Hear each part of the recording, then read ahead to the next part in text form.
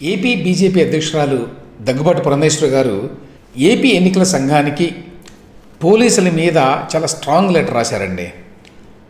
నేను యాక్చువల్గా ఇవాళ ఉదయం ఆ లెటర్ గురించి కొంత మాట్లాడాను, కానీ ఆ లెటర్ కాపీ ఇప్పుడు నా దగ్గర ఉన్నది. ఈ లెటర్ చాలా పవర్ఫుల్గా రాశారు యాక్చువల్గా. ఎందుకంటే ఇందులో రాష్ట్రంలో ఉన్నటువంటి 22 మంది పోలీసు అధికారులు ఎంత అరాచకంగా ప్రవర్తిస్తున్నారు, వాళ్ళు చేసిన అరాచకాలు ఏమిటి, వాళ్ళని ఎందుకు అక్కడి నుంచి తక్షణమే బదిలీ చేయాలి అని చెప్పి వివరాలతో సహా రాశారండి. ఈ వివరాలతో కూడినటువంటి లెటరు మొత్తం నా దగ్గర ఉన్నది. 8 పేజీల లెటర్ అండి ఇది. ఈ లెటర్లో ఆవిడ మెన్షన్ చేసినటువంటి 22 మంది ఆఫీసర్లలో 6 ఐపీఎస్ ఆఫీసర్లను ఇప్పటికే ఎన్నికల సంఘం బదిలీ చేసింది. ఆ బదిలీ చేయడంలో ఖచ్చితంగా పురంధేశ్వరి గారి లేఖ కూడా ఒక కారణమై ఉంటుంది.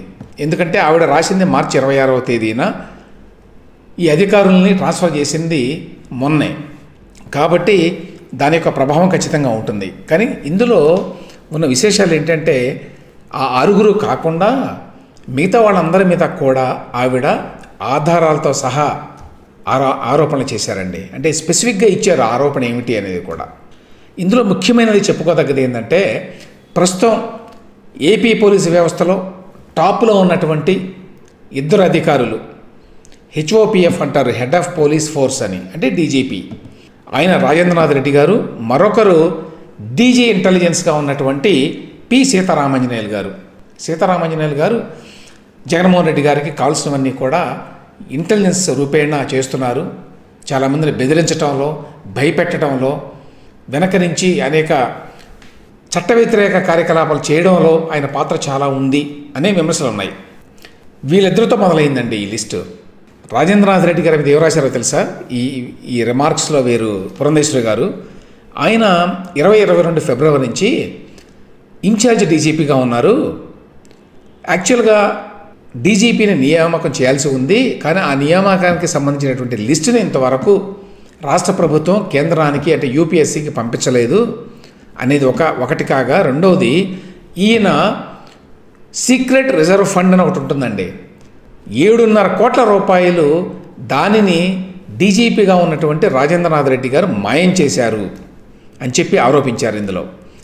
దాంతోపాటు డీజీపీ ఆఫీస్లో ఉండేటువంటి అన్ని ఫైల్స్ని కూడా ఆయన డిస్ట్రాయ్ చేశారు. కాబట్టి ఎటువంటి ఆధారాలు కూడా లేకుండా చేశారు. ఆయన ఇప్పుడు ఎప్పుడైనా నా ట్రాన్స్ఫర్ కావచ్చు అని చెప్పి దానికి రెడీగా ఉన్నాడు, అక్కడ ఉన్నటువంటి అన్ని ఆధారాలని నాశనం చేసి అని ఆరోపించారు. నెక్స్ట్ సీతారామాంజనేయులు గారి గురించి కూడా చాలా రాశారు.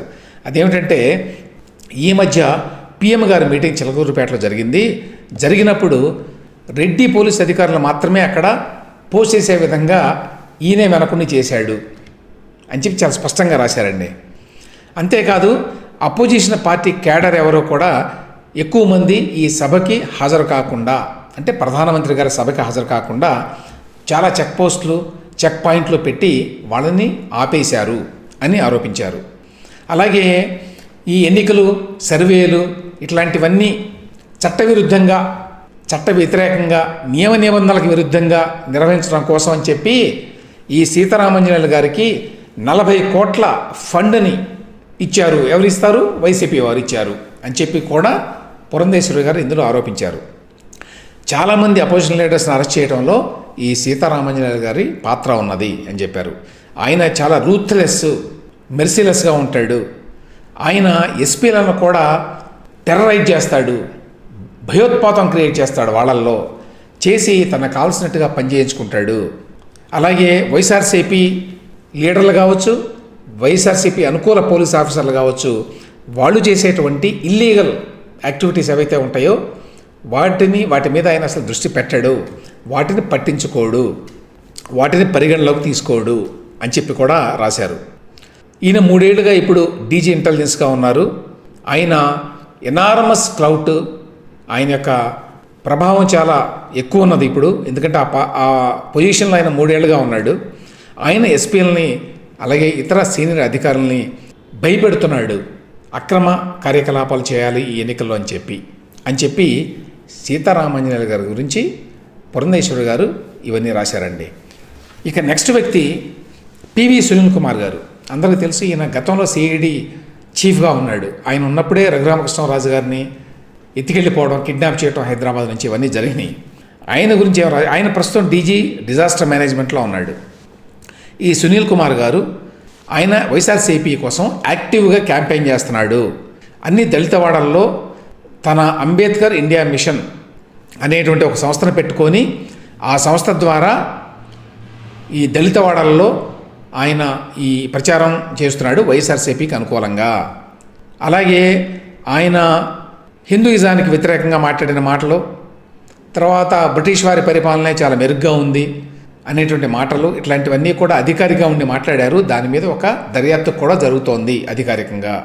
అలాగే ఆయన భార్య ఆయన మీద ఒక కేసు ఫైల్ చేశారు, అది కూడా దర్యాప్తులో ఉన్నది అని చెప్పి పివి సునీల్ కుమార్ గారి గురించి పురంధేశ్వరి గారు ఈ లేఖలో, ఈ కంప్లైంట్, ఈ ఫిర్యాదులో రాశారండి.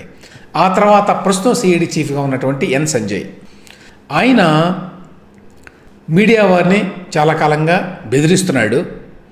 మీడియా సంస్థల మీద కేసులు పెడుతున్నాడు వాళ్ళని భయపెట్టడానికి. ప్రస్తుతానికి ఆయన కొంచెం లో ప్రొఫైల్ మెయింటైన్ చేస్తున్నాడు, కానీ వైఎస్ఆర్సీపీ కోసం ఏది చేయడానికైనా సరే సిఐడి చీఫ్గా ఉన్నటువంటి ఈ సంజయ్ గారు వెనుకాడాడు అని చెప్పి రాశారు.